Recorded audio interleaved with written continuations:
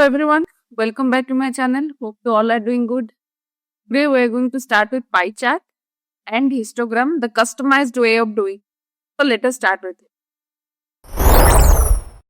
So let us start with Matplotlib pie plot and histogram. So in this I am going to cover both actually pie plot and histogram. So we will understand first few properties of pie plot. So what is a pie? Pie is a circular form, right? Circular form of pie. And when you are getting the output as a plot, it is going to be circular form. And to customize them, we have few properties. We have autopacity, which is a percentage level you want to like as this is based on the categorical variables. It is going to show different kind of percentages for them. Like whenever you are going to get the plot. Then explode is going to offset the slices. That means you consider that you are getting 4 slices. You want to highlight one of the slice from that pie. Then you can use the explode option there. We have that. Then colors. I can give different colors for each slices. I can give that. Then shadow, if I want to give some 3D effect to my pie, I can do that by giving shadow effect. Then start angle again we have like from which point my pie is going to be started, that is your start angle. Then wedge props, these are your pie customization, like you want to give line width, you can give that. You can provide edge color, you can do that. Then we have radius. What's the radius of your pie? You can do that as well. Now we will see how we are implementing all of them. So the first point is we are importing our library, that is matplotlib.pyplot_plt. Import numpy np. Then we have to first define the categories, right? So here I have taken 4 fruits categories. So apples, bananas, oranges and grapes. Sizes I have taken for them. Then explode option I have taken for each 4. And you can see how we are presenting. So if I do not want to give an explode, I have just kept 0. If I am keeping some explode, then I have given those values or points. So you can just define in this way, right? Then colors. These are your color palettes, and these color palettes you don't have to remember. We have ready-made available libraries. You can take it from there. Then the wedge props, line width 0.8, then edge color gray. Okay. Then after that we can come down to plt.py. Okay, that is the function plt.py. Then sizes, I have passed my sizes. Then explode, like I basically have passed all properties. Explode, then labels, then colors, then autopacity 1.1f. that means I am telling that I will get the percentage, however I am going to present it with 1 decimal point. So you can see all my pie presentations are coming with 1 point or 1 decimal values. You can see 20.0%, 35.0%. Then shadow, you can see I have got my shadow effect for these. Like the edges are having shadow, right? Dark gray color shadows. Then start angle, I have taken 140.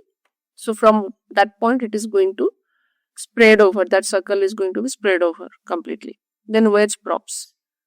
Then radius 1.1. Okay. Then what is the next step, guys? plt.axis. I am telling, okay, my pie should be perfectly set, and all circular aspect ratio should be correct. So for that I have taken axis equal. This is necessary. Okay. Then plt.title I have taken. Fruit sales distribution font size I have taken 16 for that. Then plt.legend. In plt.legend, this legend means what, guys? Again, I want to give highlight of what are the plots, right? What are the components present in the plot. So here what is the component I want to show? I want to show what are the fruits. So I have passed my labels. Then title I have given the fruits. Then location, it is best Lock means location. Then B box to anchor, that means I am telling, okay, all my legends should be legible and it should be, positioned outside of my pie. So it is that property. Then we are doing plt.show. If I'll run this is what I got. And see, I have got 4 different colors for my pie. Then I have shadow effect. Okay. Then I have my percentages present, 35, 20, 25. Then all my, titles and all my values for that, I'm able to get it, right, for this pie. And you can see on this right side, I'm able to see fruits legend. So this is how you can create your pie. And these are all customizations we have kept here, guys. Okay, at max I have given the customizations present. Then we have histogram.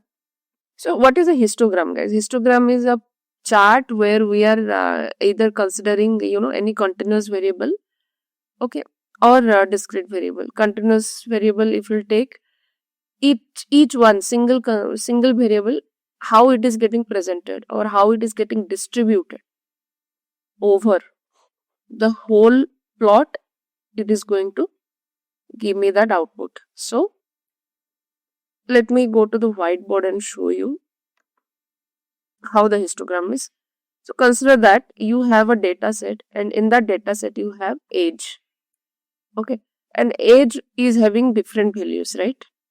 Age is having 30, 35, 20, 25, 32, 31, like that. So you will get, when you draw histogram, you will get some bars like this. Like this, bars will come. Okay, so these are your histogram. And all bars will be having equal width and equal width, not height. Height cannot be equal, right? So like this you will be getting. So when I am going to draw a KD curve over this, right, you can see clearly it is a normally distributed curve, right? Normal distributed curve, correct? That is what is our motive, or that is what we are achieving in histogram. So here we are understanding whether my data is getting normally distributed or not. If there is some skewness, then we need to correct it by outlier detection or treatment, correct? So the first point is we have imported our libraries by matplotlib, pyplot and numpy. Then we are coming back to our data. So data, you can see I have taken np.random and random. Then it is going to generate some 1000 different random numbers for me, and it is going to multiply each time with 5, and it is going to be added with 10. And I have got my random numbers generated in this point. So my data is ready now, like my input is ready. Then the next point is I am going to create a figure, right? That is the next part, right? We are defining our fixed size or the plot area, correct? So this is again customized one. You can do according to your requirement. Then we can create our histogram. So we are creating histogram with different customizations. So here I have taken all kind of customizations. So first plt.hist is our histogram. This is how we can present. Then we are giving input as a data. Okay, then bins, important, right? One of the important property, bins. What are bins?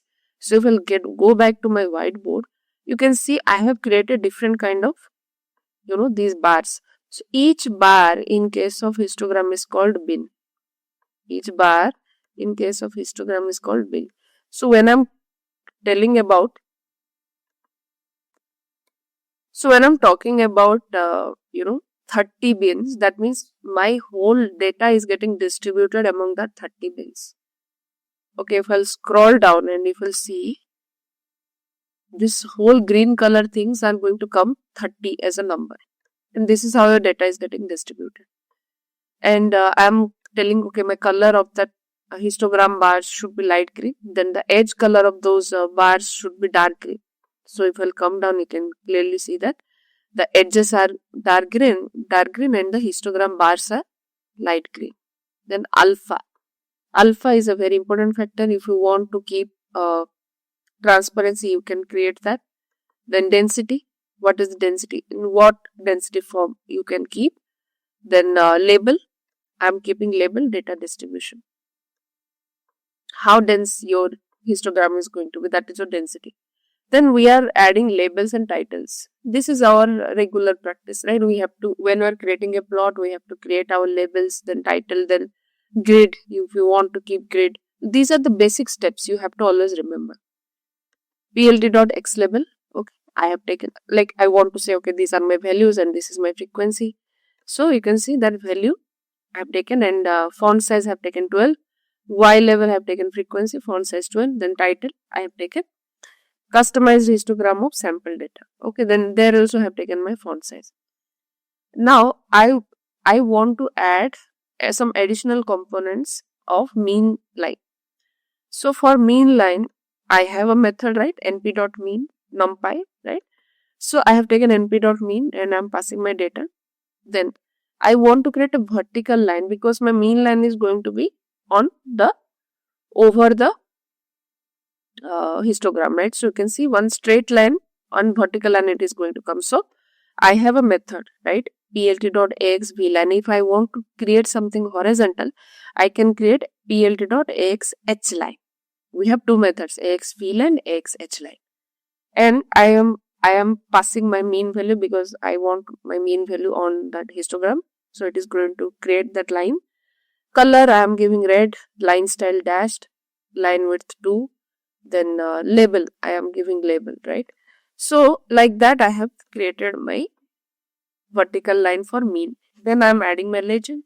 So plt.legend, by default it is going to create my legend. plt.grid, I am trying to create a grid. Okay, and grid, here you can see that towards y-axis it is going to create my grid. Alpha, I want to show my transparency level to 0.75. You can change it, that is again up to you. Then plt.show. So if I'll rerun this, you can see that how good this histogram looks like. So you can see we have title, clearly all the components are present. Customized histogram of sample data, I have taken on continuous data and I want to know the frequency, how it is, and you can see it is distributed like this. If I'll create a KD curve on this, it is going to give me the normal distribution curve over it. Then data distribution and mean, I have got my legends. Okay, then value I have got and mean line I have got. So everything, all values I have got here.